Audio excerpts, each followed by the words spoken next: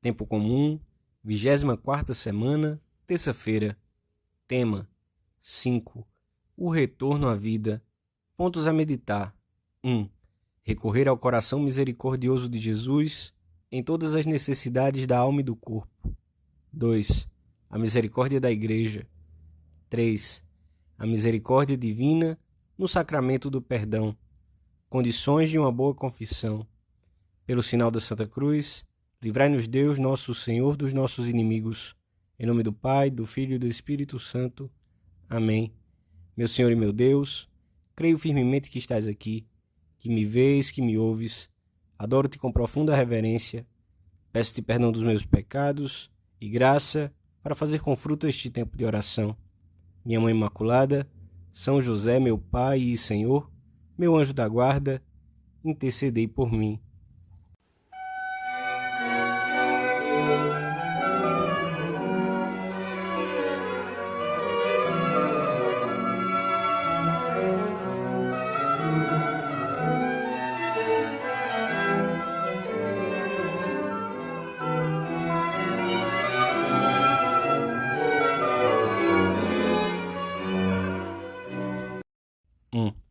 Jesus dirigia-se a uma pequena cidade chamada Naim, acompanhado dos seus discípulos e de uma grande multidão. Ao entrar na cidade, encontrou-se com um grupo numeroso de pessoas que levavam para ser enterrado um defunto, filho único de uma mulher viúva, e é muito provável que se detivesse esperando que o cortejo fúnebre passasse. Então, olhando para a mãe, moveu-se de compaixão para com ela. Os evangelistas referem em muitas ocasiões esses sentimentos do coração de Jesus quando depara com a desgraça e o sofrimento. Nunca se desvia deles. Ao ver a multidão, escreve São Mateus, relatando outro episódio semelhante, Jesus compadeceu-se das multidões, porque eram como ovelhas sem pastor. Quando se encontra com o leproso que o procurava, compadeceu-se dele e disse-lhe: "Quero ser limpo." Quando a multidão o seguia, sem se preocupar com o alimento, apesar de que o dia ia declinando, disse aos seus discípulos: "Tenham compaixão deste povo." E multiplicou os pães e os peixes. Quando viu perto dele um cego, compadecido, tocou-lhe os olhos e devolveu-lhe a vista. A misericórdia é a atitude própria de Deus, afirma São Tomás de Aquino, e manifesta-se plenamente em Jesus Cristo tantas vezes quantas depara com o sofrimento. Jesus revelou, sobretudo com seu estilo de vida e com as suas ações, como o amor está presente no mundo em que vivemos, o amor operante, o amor que se dirige ao homem e abraça tudo aquilo que forma a sua humanidade. Esse amor faz-se notar especialmente no contato com o sofrimento, a injustiça, a pobreza, no contato com toda a condição humana histórica, que manifesta de vários modos as limitações e a fragilidade, tanto físicas como morais, do homem. Todo o Evangelho, mas especialmente as passagens que nos mostram o coração misericordioso de Jesus, devem mover-se a recorrer a Ele nas necessidades da alma e do corpo.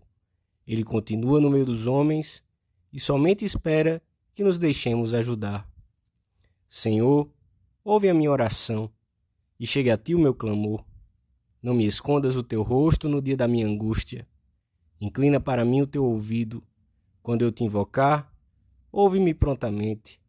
Recitam os sacerdotes na liturgia das horas de hoje. E o Senhor, que nos escuta sempre, vem em nosso auxílio, sem se fazer esperar.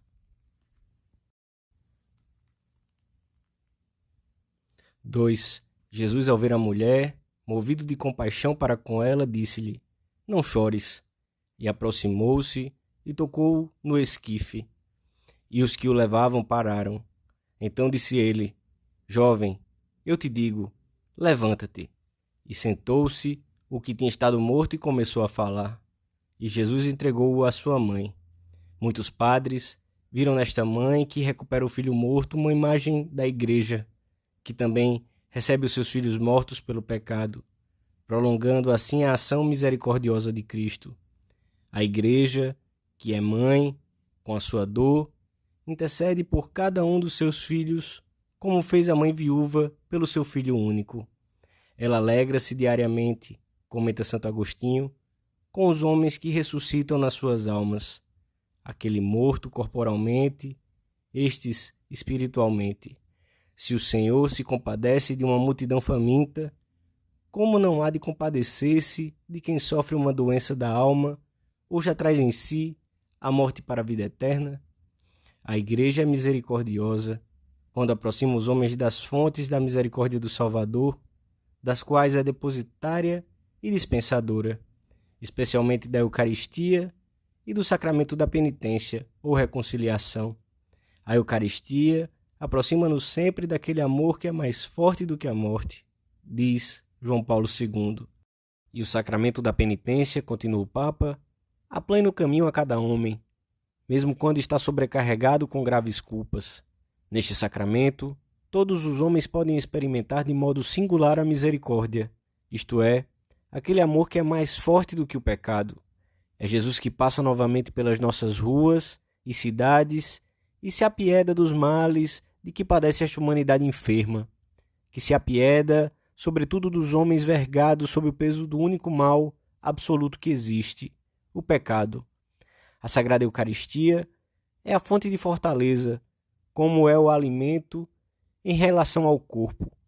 Conta-se que, nos tempos antigos, um rei enviou de presente a um vizir árabe a espada que lhe tinha servido para vencer inúmeras batalhas. O agraciado quis experimentá-la no primeiro combate em que entrou, mas, com grande surpresa sua, saiu derrotado. Mandou então dizer ao rei que estava decepcionado, ao que o rei respondeu: eu te mandei a minha espada, mas não o meu braço. A Sagrada Comunhão é o braço de Deus. É todo o seu poder que atua dentro de nós e dá vigor à nossa capacidade de luta, multiplicando-a. Este é o pão que desceu do céu. Não é como o pão que os vossos pais comeram e morreram. Quem come deste pão viverá eternamente, disse o Senhor em Cafarnaum.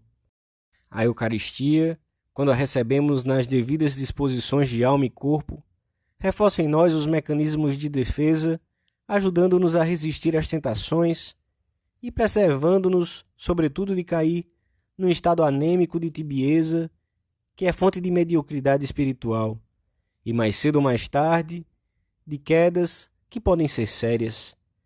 Perguntemo-nos se sabemos corresponder a essa prova da misericórdia de Deus, procurando comungar assiduamente, com fé na graça do sacramento. Quantos anos comungando diariamente? Qualquer outro seria santo, disseste-me, e eu, sempre na mesma.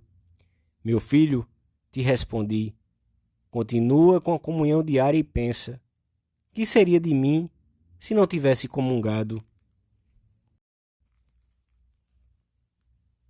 3. A misericórdia de Deus é infinita, inexaurível. É a prontidão do Pai em acolher os filhos pródigos que voltam para casa. São infinitas também a prontidão e a força do perdão, que brotam continuamente do admirável valor do sacrifício do Filho. Não há nenhum pecado humano que prevaleça sobre esta força ou sequer o limite. Por parte do homem, o que pode limitá-la é somente a falta de boa vontade, a falta de prontidão na conversão e na penitência, isto é, a permanência na obstinação, que leva a opor-se à graça e à verdade. Somente nós podemos impedir que o olhar misericordioso de Jesus, que cura e liberta, chegue ao fundo da nossa alma. Na medida em que vamos conhecendo mais o Senhor e seguindo seus passos, sentimos uma maior necessidade de purificar a alma. E o primeiro meio de que dispomos para consegui-lo é esmerar-nos em cada uma das nossas confissões, evitando a rotina, aprofundando no amor e na dor. Aprofundar como se cada confissão fosse sempre única e última, fugindo da precipitação e da superficialidade. Para isso, devemos ter em conta as 5 condições necessárias para uma boa confissão, que é bom repassarmos de vez em quando para obtermos um fruto crescente desse instrumento da misericórdia divina. Exame de consciência, humilde, feito na presença de Deus, descobrindo as causas e, porventura, os hábitos que motivaram as nossas faltas, a dor dos pecados, a contrição, com o sentido mais vivo da gravidade do pecado, o propósito de emenda concreto e firme, que muitas vezes é o melhor índice de uma boa confissão, a confissão dos pecados, que consiste numa verdadeira acusação da falta cometida, com o desejo de receber o perdão, e não um relato mais ou menos geral da situação da alma ou das coisas que nos preocupam, e cumprir a penitência, pela qual nos associamos ao sacrifício infinito de expiação de Cristo, essa penitência que o sacerdote nos impõe, tão mitigada maternalmente pela Igreja. Não é simplesmente uma obra de piedade, mas desagravo, reparação e satisfação pelas culpas contraídas, em união com os sofrimentos de Cristo no Calvário. Quando Jesus instituiu o sacramento da penitência, tinha os seus olhos cheios de bondade, postos em cada um dos que haveríamos de vir depois, nos nossos erros, nas nossas fraquezas e nas ocasiões em que iríamos talvez mudar-nos para muito longe da casa do Pai. E deixava-nos ao mesmo tempo o sacramento da paciência divina, o sacramento em que o nosso Pai Deus se coloca todos os dias às portas da eternidade para esperar ansiosamente o regresso dos filhos que partiram. Peçamos a Nossa Senhora, refúgio dos pecadores, nosso refúgio, que nos ajude a aproximar-nos do sacramento da confissão, cada vez mais bem preparados. E pensemos também na grande obra de misericórdia que levamos a cabo quando conseguimos que um amigo, um parente ou um conhecido recobre ou aumente, pela recepção deste sacramento, a vida sobrenatural da sua alma. Dou-te graças, meu Deus, pelos bons propósitos, afetos e inspirações que me comunicaste nesta meditação. Peço-te ajuda para os pôr em prática. Minha Mãe Imaculada, São José, meu Pai e Senhor, meu anjo da guarda, intercedei por mim.